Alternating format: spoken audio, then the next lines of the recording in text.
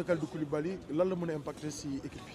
waaw absence Koulibaly dina am benn impact bu mag ci équipe bi vu ce qu'il représente ak leadership bi nga xam ne amoon na ko en défense nekk capitaine bi et tout mais là Pape Thiaw va devoir amaat benn paire défensive bu bees kan la fa mën a teg je pense que option yu bëri na mais je crois que piste bi nga xam ne nii moom moo gën a chaude mooy Abdoulaye Seck ak Moussa Niakhaté man ci sama xam-xam bu gàtt sama xalaat bu gàtt jàpp naa ni paire boobu lay teg mais amaat na tamit yeneen combinaison Mamadou Sarr Niakhaté wala Abdoulaye Seck Mamadou Sarr wala même une défense à 3 ñoom ñett mu boole leen on ne sait jamais mais de mon point de vue Moussa Niakhaté Abdoulaye Seck ñoo gën a jege daal di composer li nga xam ni mooy paire défensive bi suba.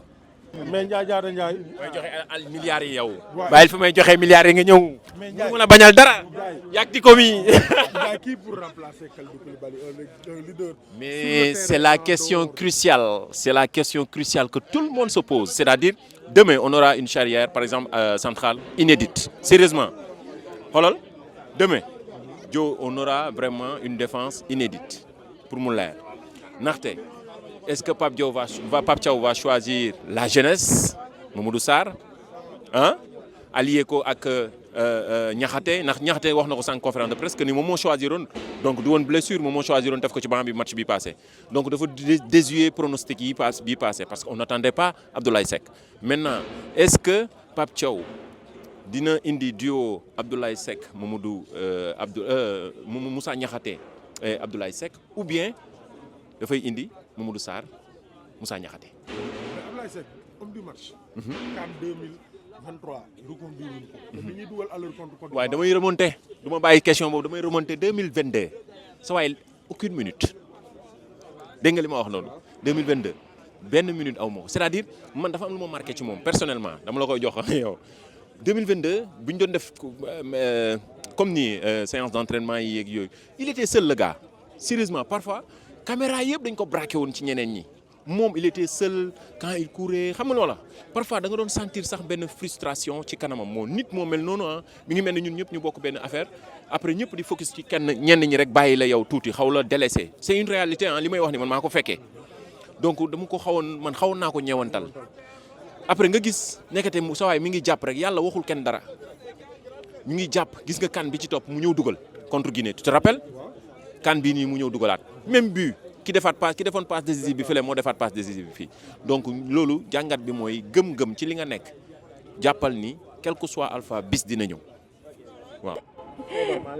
yàlla na yàlla nangu ziar di dellu la ziar. Qui pour remplacer Kalidou Koulibaly un leader technique tactique en dehors et sur le terrain. Le remplacer ou bien essayer de le remplacer ce sera un peu difficile. Mais je pense que Abdoulaye Seck a fait ses preuves. Pourquoi pas ne pas le mettre avec Moussa Niakhaté ou bien certains parlent aussi de Mamadou Sarr. Mais je pense qu'on peut mettre Moussa Niakhaté et Abdoulaye Seck. Moussa Niakhaté, Abdoulaye Seck qui est crédité d'une belle performance sanctionnée par Man of the Match. Comme en 2023, le fait de ne pas le reconduire, est-ce que ça ne peut pas saper son moral? Si, ça peut saper son moral et je pense que depuis le début, Pape Thiaw est en train de bien gérer son effectif et je pense qu'il va tenir ça en compte. Et espérons qu'il n'y aura pas trop de surprises sur ce côté donc, de la défense. Sonofal TV ñu ngi lay ziar. ñu ngi dellu ziar. Qui pour remplacer le leader technique et tactique sur le terrain en dehors du terrain, Kalidou Koulibaly? Bon, je pense qu'il est présent, même s'il ne va pas jouer ce match, il est avec le groupe et c'est important déjà. Par rapport au leader technique, il est en dehors du terrain, ça on peut ne pas être inquiet. Il sera là, il sera derrière les Lions, les galvaniser et les pousser à la victoire. Mais pour le match, moi je pense que personnellement, Pape Thiaw pourrait reconduire Abdoulaye Seck, mais faire revenir également Moussa Niakhaté. Moussa Niakhaté qui depuis le début du tournoi était titulaire. Et évidemment, il va le reconduire pour pouvoir former cette paire défensive derrière pour jouer contre le Soudan. Voilà. Salaamaaleykum Franc maa ngi lay ziar.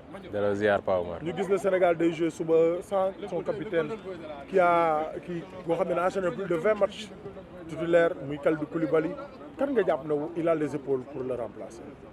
Je pense que Moussa Niakhaté mooy ñëwaat naturellement former charnière bi ak Abdoulaye Seck bien vrai que luñ ko jot xam ñam bëriwul ñaari paire boobu noonu mais moom laa gën a gis ñuy ni ko plutôt que Mamadou Sarr parce que Mamadou Sarr peut-être il reste un joker.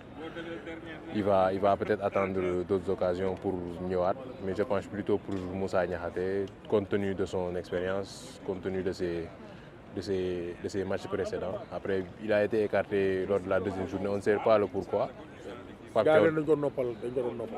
waaw noppal troisième match noppal boobu bizarre na trop mais bon bu amul problème mu comportement bu amul problème mu kii foog naa moom la ñuy reconduire bu amul beneen problème ci suuf boo xam ne waxuñu ko Moussa Niakhaté la ñuy reconduire.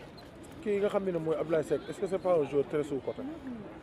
Il n'est pas sous-coté, il est le troisième larron après Moussa Niakhaté et Kalidou Koulibaly. C'est pas une question de sous-coté, c'est parce que ñaar ñooñu ñoom ñoo jox satisfaction Pape Thiaw depuis ba mu fi nekkee ba léegi defaguñu fi bourde defaguñu fi erreur yi tax ñuy wax donc mënoo leen changer du jour au lendemain. Abdoulaye Seck il vient en troisième position et c'est une bonne position pour lui au vu du championnat dans lequel il joue. Il est en Israël, au vu de son passif. C'est un bon remplaçant, c'est un bon joker. Donc pour moi, ce n'est pas une question de sous-côté, il est juste à sa base.